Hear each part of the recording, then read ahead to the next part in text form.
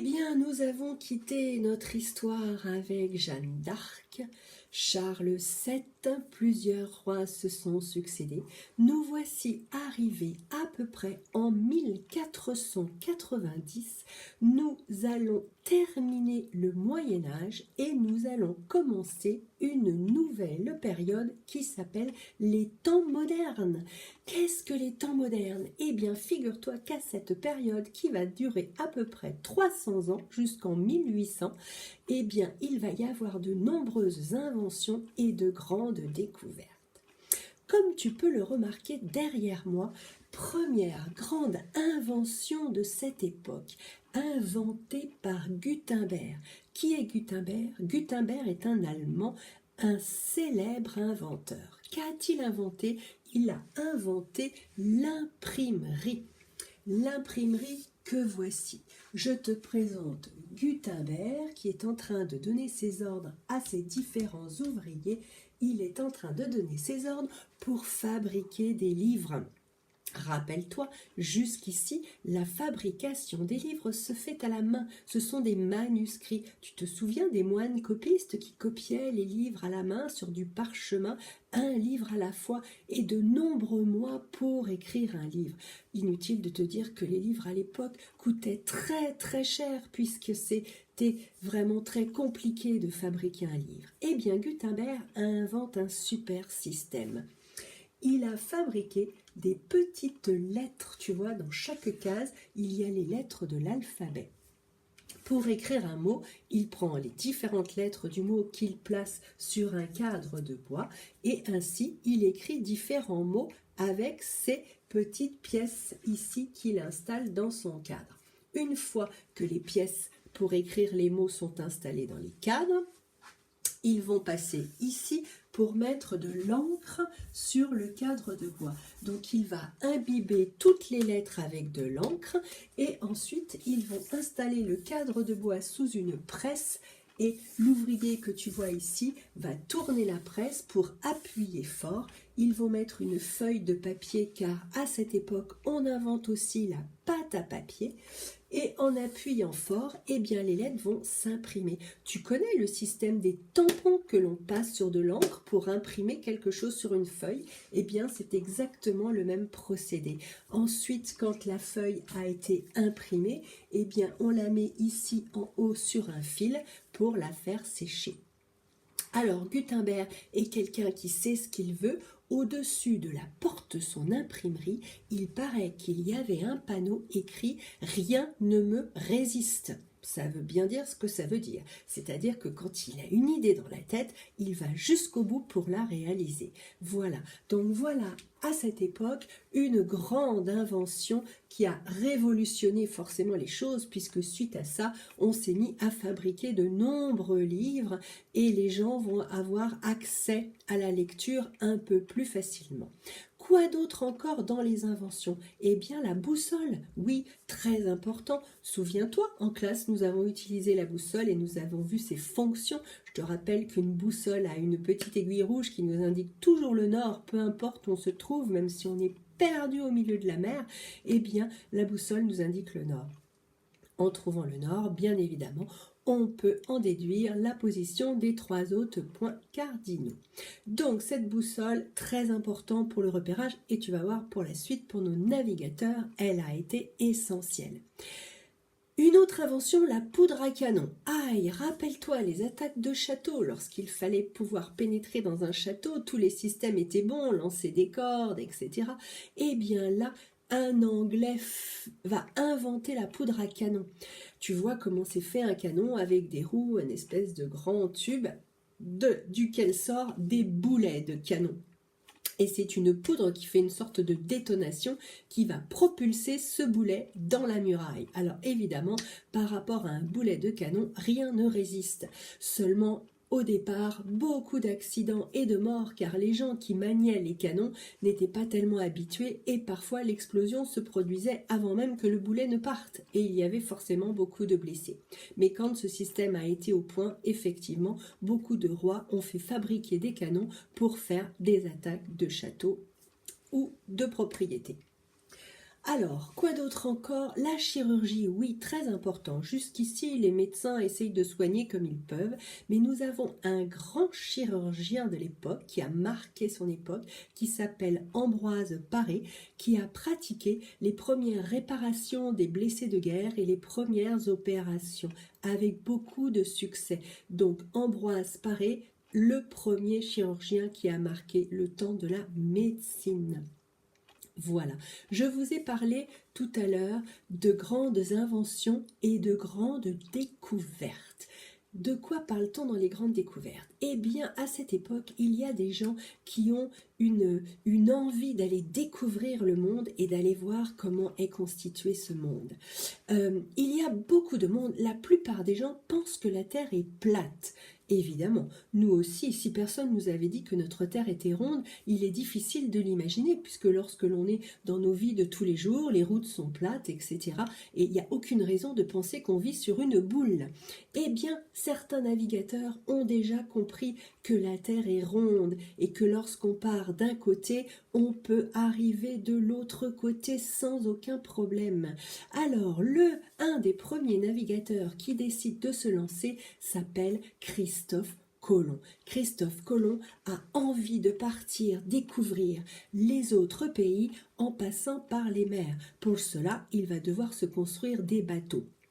Christophe Colomb est italien, il va voir le roi d'Italie et la reine et leur parle de son projet, mais ils ne sont pas intéressés. Alors, il va aller voir le roi et la reine d'Espagne et va leur demander s'ils veulent bien l'aider. Le roi et la reine d'Espagne ont effectivement envie d'aider Christophe Colomb et ils vont lui donner de l'argent pour qu'il puisse se construire des magnifiques bateaux qui s'appellent des caravelles. Ce sont des bateaux avec 3 mâts, des grandes voiles. Donc Christophe Colomb va faire construire plusieurs bateaux et il va partir en mer. Il va bien évidemment partir avec des tas de marins qu'il va recruter et il va s'en aller. Il a pour idée de rejoindre les Indes. Pour rejoindre les Indes, il décide de partir par l'océan Atlantique car il se dit que comme la mer est tout près de l'Espagne, elle est juste là, au pied de l'Espagne, il part sur son bateau et se dit qu'en faisant le tour de la Terre, il va finir par arriver aux Indes. Donc Christophe Colomb part pendant 2 mois très difficiles. Il brave les tempêtes, il va lui arriver des tas de choses et au fur et à mesure du temps, les gens qui sont sur son bateau sont désespérés. On dit même que certains se sont jetés par-dessus bord tellement ils ne supportaient plus cette pression et cette difficulté à vivre sur un bateau. Fort heureusement, au bout de 2 mois, un jour, un marin annonce « Terre, terre, je vois la terre, nous sommes arrivés, ça y est, voici les Indes !» Ils arrivent sur une île et sont en train de se dire qu'ils sont probablement pas arrivés en Inde. Donc, les voici arrivés. Mais où sont-ils arrivés? Voici Christophe Colomb et voici certains de ses compagnons de route. Eh bien, comme tu peux le voir, ils arrivent sur une île où les gens ne sont pas habillés et ressemblent étrangement à un peu des Indiens, des gens un petit peu plus sauvages. Christophe Colomb vient de réaliser qu'il découvre une nouvelle terre. Il vient de découvrir l'Amérique.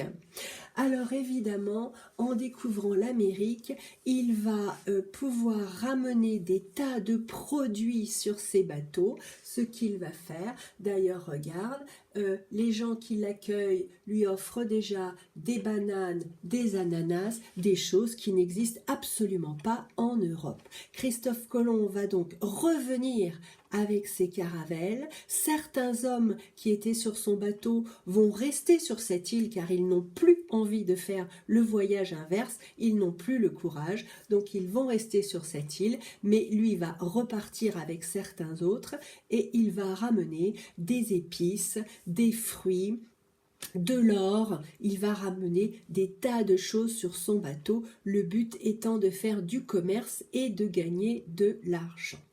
Alors, Christophe Colomb, je te mets ici la carte des voyages. Donc Christophe Colomb est parti, comme tu peux le voir, de l'Espagne. Il a traversé donc ici l'océan Atlantique et il avait l'intention de continuer sa route puisque la Terre est ronde et de revenir donc et d'aller en Inde par ici. Seulement, comme tu le vois, il n'a pas pu passer ici puisqu'ici il a rencontré une terre qui est l'Amérique. Il s'est donc arrêté là sur une île et il est reparti. Il a fait ensuite plusieurs autres voyages dans ce sens. Un autre navigateur a la même idée que Christophe Colomb, sauf que lui, il a envie de passer par un autre chemin. Il s'agit de Vasco de Gama. Vasco de Gama est un Portugais et lui, il décide de partir en contournant l'Afrique. Donc Vasco de Gama va faire ce chemin-là en suivant la flèche verte. Il va contourner l'Afrique et il va ici arriver en Inde. Lui aussi, le voyage est fatigant, long, il a perdu des hommes sont tombés malades. Et ensuite, lorsqu'il est arrivé en Inde, il a fait le plein de nouvelles marchandises, donc du maïs, des artichauts, des melons, des jolis tissus, des teintures pour le tissu, du tabac, plein de nouveautés que l'on ne connaît pas en Europe. Vasco de Gama est ensuite revenu exactement par la même route. Un autre grand navigateur de cette époque, il s'agit de Magellan. Ferdinand de Magellan. Ferdinand de Magellan a lui aussi envie de découvrir les Indes et donc il décide de choisir à peu près la même route que Christophe Colomb, sauf que comme Christophe Colomb a rapporté cette nouvelle qu'il y a une terre qui s'appelle donc l'Amérique, eh bien Magellan décide de partir mais de contourner l'Amérique du Sud. Il va donc passer par ici, il va continuer sa route et il va finir par arriver ici de l'autre côté et arriver là où il a envie d'arriver. Seulement, attention, Magellan part avec 5 caravelles, 270 hommes pour être sûr d'assurer ce long voyage. Il va partir pendant 3 ans. Malheureusement, durant les 3 ans, lui-même va être attaqué et va mourir sur le chemin. Et puis, les autres qui étaient avec lui vont décider de poursuivre la route. Ils amènent eux aussi des tas de victuailles et vont faire le commerce de tout ce qu'ils vont ramener. Mais il faut savoir qu'ils vont revenir par l'Afrique. Au bout de 3 années seulement, ils ne vont revenir qu'avec une seule caravelle et 18 hommes. Tu imagines, ils sont partis avec 5 caravelles et 270 hommes. Ils reviennent avec une caravelle et simplement 18 hommes.